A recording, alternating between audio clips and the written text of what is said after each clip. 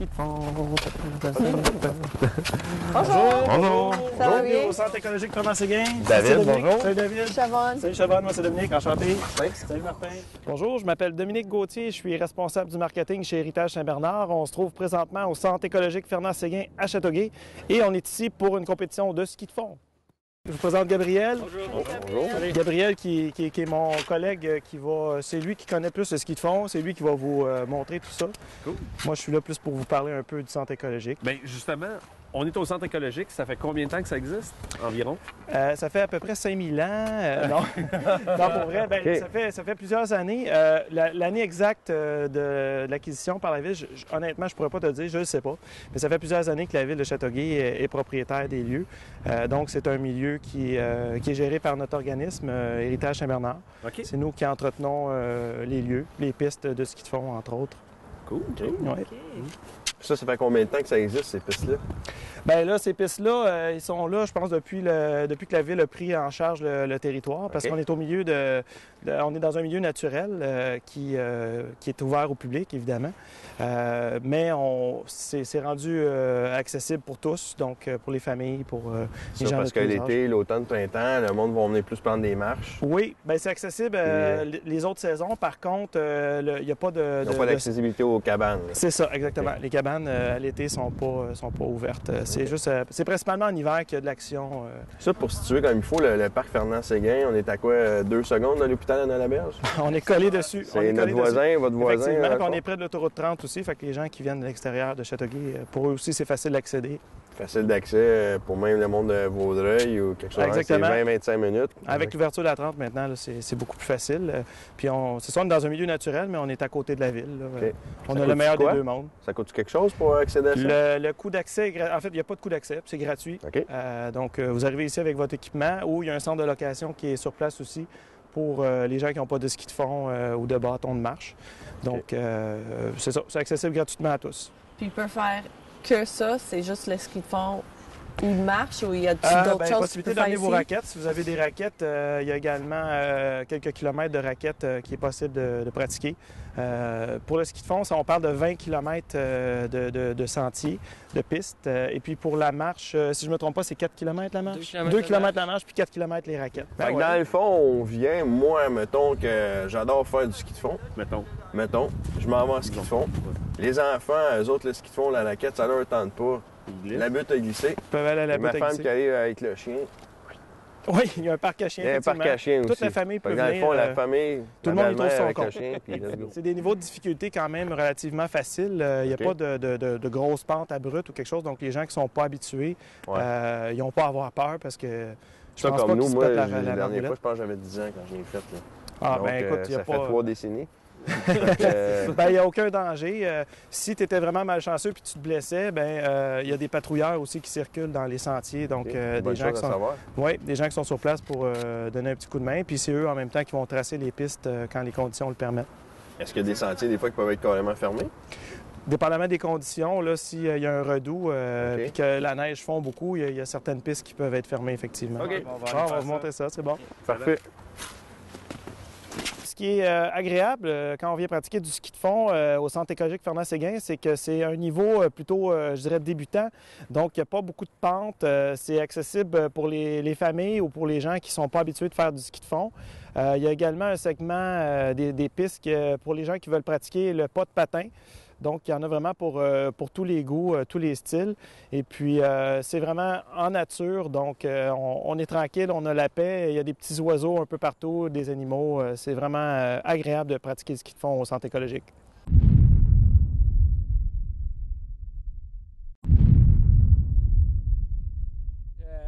Moi je m'appelle Gabriel, je suis éducateur à l'environnement pour Héritage Saint-Bernard. Et puis, durant la saison hivernale, on fait aussi la patrouille et l'entretien des sentiers de ski de fond à au Centre écologique Fernand-Séguin. Mais là, vous avez déjà votre équipement avec vous, c'est un départ. On a de la hâte de même. Ouais. Donc, 3 pièces d'équipement en ski de fond. La première, c'est la pôle. C'est assez simple, une pôle. La grandeur idéale, c'est à peu près à la clavicule ici. Bien, ça dépend du style de ski qu'on va faire. Si vous faites du pas de patin, ça va être des pôles un petit peu plus longues aussi. Mais au niveau débutant, là, généralement, si ça arrive en dessous du bras, c'est pas mal bon. ganse, ça s'appelle une dragonne. C'est très important de la mettre. Il y a beaucoup d'enfants là, qui vont essayer de partir sans mettre leur dragonne. C'est ce qui va vraiment vous donner un bon appui.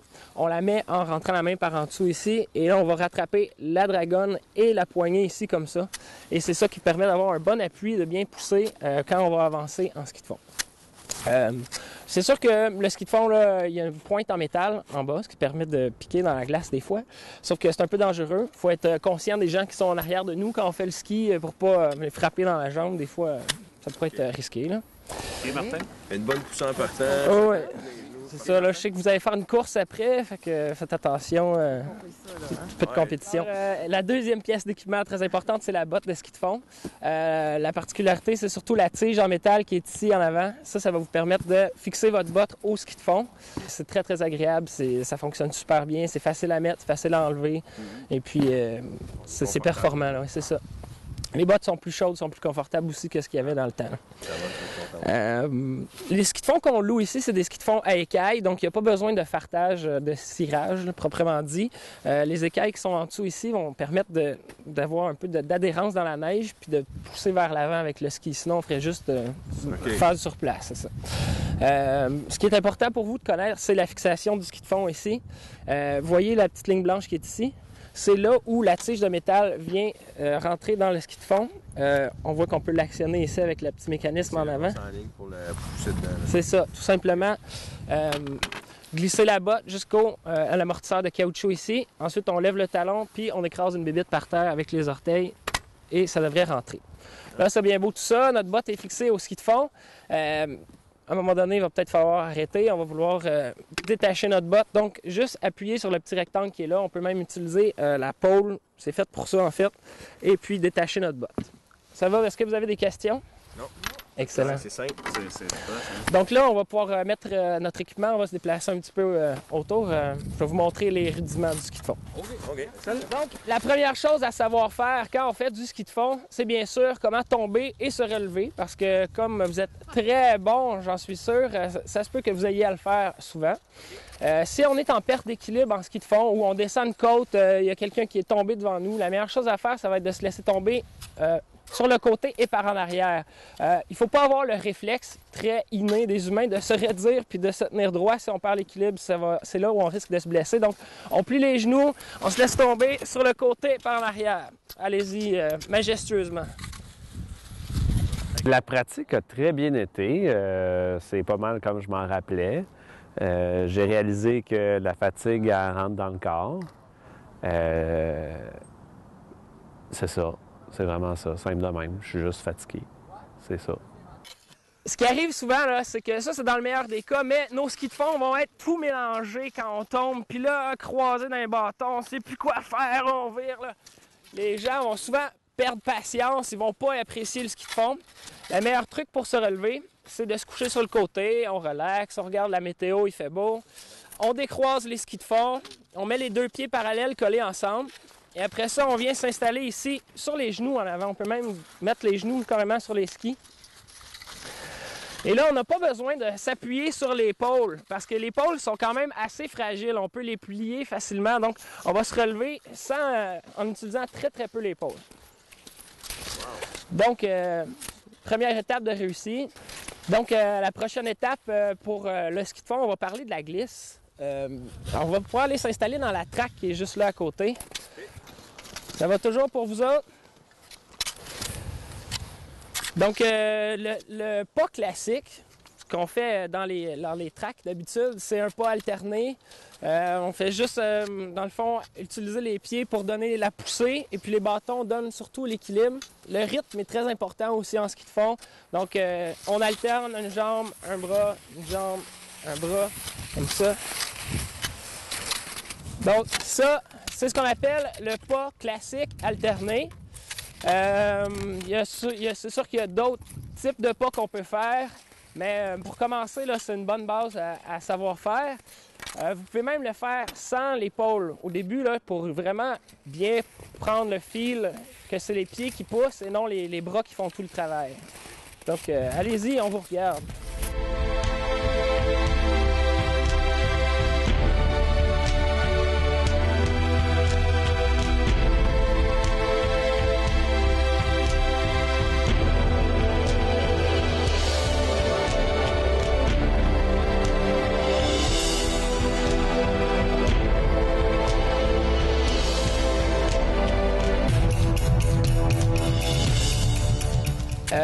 Donc là, on va donner les explications pour comment monter une côte. Ce qu'on va faire, on va monter les côtes un peu avec les pieds en canard. Hein. On va faire un V avec les skis. OK? Et puis là, on peut essayer de patiner un petit peu sur la bottine. Si vous comprenez, on colle les genoux, ce qui va incliner les skis vers l'intérieur comme ça. Les bâtons, on va les garder en arrière de nous. Faut pas qu'ils dépassent les talons quand tu montes, parce que si tu mets tes bâtons trop vers l'avant, là, tu mets ton poids vers l'avant, puis c'est là qu'on tombe en pleine face souvent. OK? Donc, et puis là, on glisse plus vraiment les skis. C'est comme si vraiment on allait marcher. Et à chaque fois qu'on avance un ski, on avance un bâton aussi. Mais là, on est sur le plat, on va aller essayer ça sur une côte. On vous a ici. Donc, ça, c'est une petite côte artificielle qu'on a faite pour nos initiations au ski de fond, justement, avec les jeunes. On les fait passer par ici. Ça nous aide beaucoup une fois qu'on est rendu dans les sentiers. Donc, allez-y comme vous pouvez.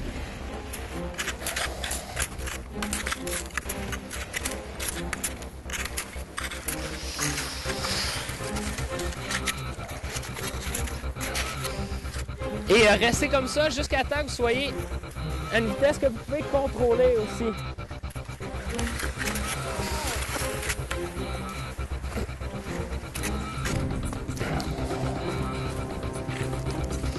Je pense que les trois voulaient apprendre les techniques, les rudiments du ski de fond avec intérêt.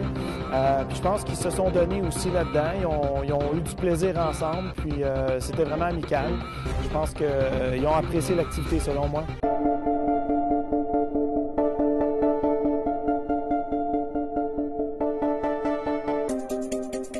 Les aptitudes aujourd'hui vont me permettre peut-être de me débrouiller plus que de performer. Je vais essayer encore avec mon vouloir de bien performer, de justement là, ma fierté là, qui va embarquer. Là. Mais je sais pas si ça va me permettre de peut-être aspirer à la victoire. Mais sûrement je vais m'amuser.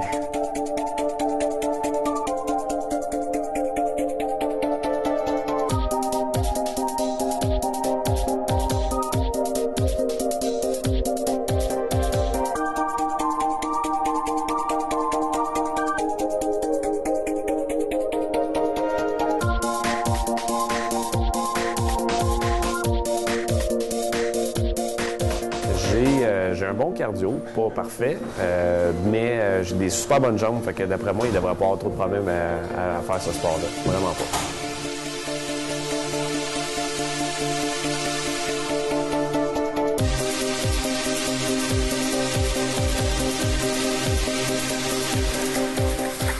Tu peux prendre le temps de glisser un peu plus. C'est un sport assez relax, le ski de fond. Hein. Et en plus, plus que tu glisses, moins que tu fais d'efforts, plus que tu vas faire des grandes distances.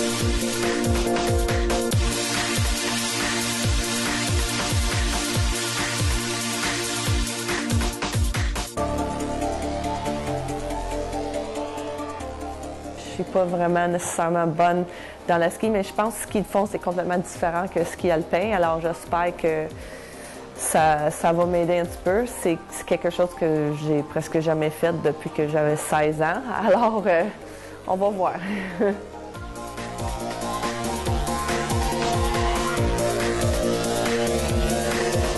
Chevonne, c'était super. David, comme j'essaie de t'expliquer, essaie de maximiser un peu le temps de glisse entre chacun des pas. Tu peux prendre le temps, un petit air d'aller. Ça va te permettre de pouvoir aller plus loin, de faire de plus grande distance sans moins t'épuiser. Et puis, Martin, toi, tu m'as entendu pendant que tu disais ça, fait que tu as essayé de pousser. J'ai vu que tu faisais de très, très grandes enjambées. Gabriel nous a quand même monté des très belles techniques. Donc, on arrivait, puis ça m'a mis quand même en confiance. C'était pas facile, mais je me suis remis quand même en confiance assez vite. Donc, ça a bien été. Là, il m'a dit juste vraiment de timer, puis d'être plus allonger mes mouvements. Donc, comme ça, je pouvais arriver puis justement être plus stable. Là, on est-tu prête, vous pensez, vous autres? Bien, en fait, on vous a installé un petit terrain pour faire votre course plus loin, mais pour se rendre jusque là-bas, on a juste le sentier numéro 5 qui est la piste de ski de fond pot-patin, le style pot-patin. Donc, vous vous souvenez de la technique qu'on vous a montrée pour monter une côte? Oui. Alors, le pot-patin, c'est comme si on montait une côte en continu, sauf qu'on est sur le plat. Okay? Donc, ça ressemble beaucoup au mouvement qu'on fait quand on patine, excepté qu'on a des patins de 6 pieds de long. OK, donc c'est un peu difficile. L'équipement qu'on a en ce moment, c'est pas exactement un ski de pas de patin, c'est un ski à écailles, il va y avoir beaucoup de friction, c'est pas l'idéal, mais on peut quand même l'essayer pour s'amuser, puis vous allez tout de suite voir là, que c'est beaucoup plus exigeant physiquement.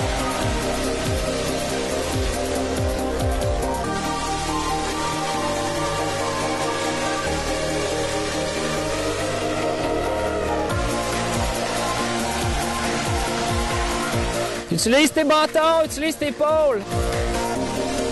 Les deux en même temps. Extrêmement difficile. Je pensais que le ballon était plus facile à garder que ça. Finalement, non, vraiment pas. J'avais peut-être une mauvaise perception du sport de ce côté-là. Mon erreur de ce côté-là, mais c'est pas grave, ça a été le fun pareil. Vraiment beau. C'est bon, colle tes pieds un peu plus. Martin, il avait pas l'air super stable sur ses skis. Oh. Mais non, mais c'était super. Au niveau de ton timing, le rythme était bon, mais t'es à cheval beaucoup sur tes skis. En fait, tu peux revenir presque claquer tes chevilles ensemble entre chaque pas. Il y a un moment de transition. J'étais un petit peu nerveux, fébrile, je pourrais dire, mais oui, je suis prêt. Il fait beau, on est bien. Regardez, je suis juste en T-shirt, même pas besoin d'avoir de gros manteaux. Donc, c'est une super belle journée. Puis, ça va bien aller. Les conditions aujourd'hui, c'est plus collant que glissant, alors ça va être plus dur de faire notre défi. Je me sens pas super en forme. Je sais pas ce qui se passe dans mon corps, mais là, d'après moi, j'ai quelque chose qui se trame en background, en arrière-scène, excusez-moi. Et j'ai vraiment l'impression que ça va foirer solide. Solide.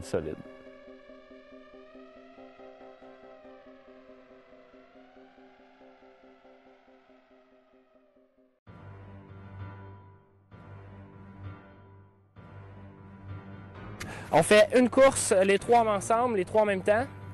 Premier rendu, celui qui gagne. Puis ensuite de ça, on va faire des chronomètres, là, voir qui c'est vraiment le meilleur. Okay. Je pense qu'on a tous des chances. C'est quelque chose qu'on peut tous faire. C'est pas nécessairement d'avoir la meilleure technique que je pense, d'après moi. Alors, je pense qu'on a toutes les chances. Au départ de la première épreuve, j'étais nerveux. Là, j'étais côte à côté de mes adversaires. Habituellement, on fait le contraire. On va faire l'épreuve un contre-la-montre. Puis là, on voit à peu près qui a des forces, qui a des faiblesses. Mais là, j'étais vraiment côte à côte. On était assez étroits. Donc, je voulais pas blesser personne. C'est pas le but de l'émission. Puis, j'étais un petit peu nerveux. J'étais quand même confiant. Je mentirais pas. Je pense que mon objectif un peu tramait sur le fait que mes compétiteurs plantent. Et à vos marques! Prêts? Partez!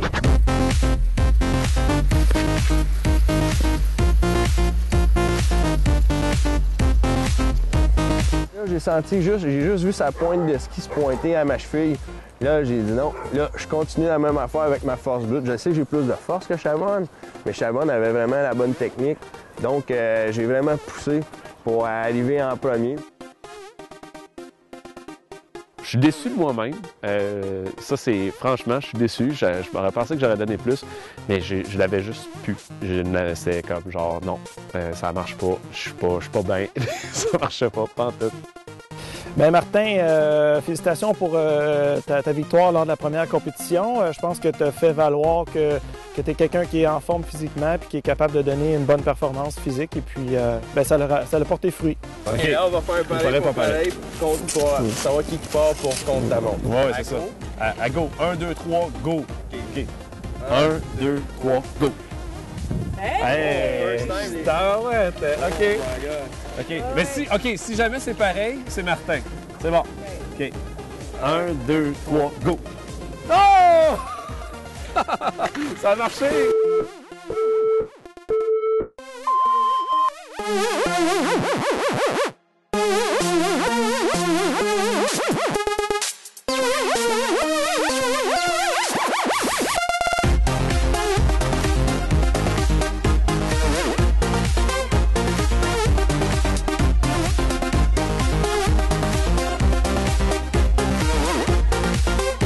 Je pense qu'il voulait vraiment dominer la course, puis il a mis les bouchées doubles. Il a forcé beaucoup des bras. qui n'est pas nécessairement la technique qu'on lui avait montrée au préalable, mais quand même, ça a porté fruit, là. Ça lui a permis quand même d'avoir un bon résultat.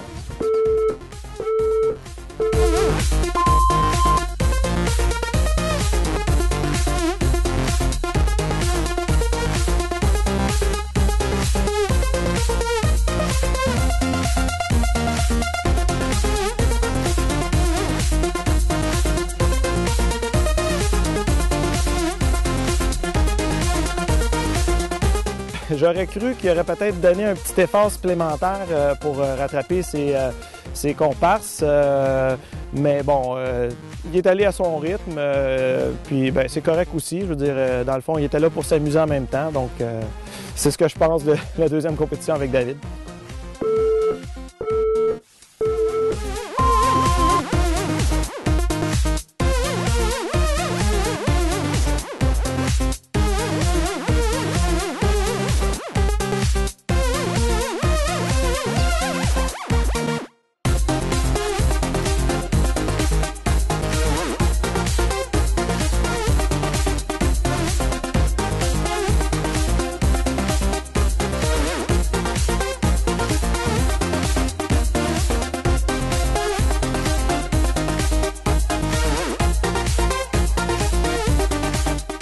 Siobhan, lors de la deuxième compétition, elle a aussi donné un grand effort, surtout vers la fin. Elle a accéléré, j'ai remarqué qu'elle a accéléré beaucoup la cadence et puis ça lui a permis de se rapprocher beaucoup de Martin qui était déjà en avance, là. Félicitations, vous avez réussi vos épreuves.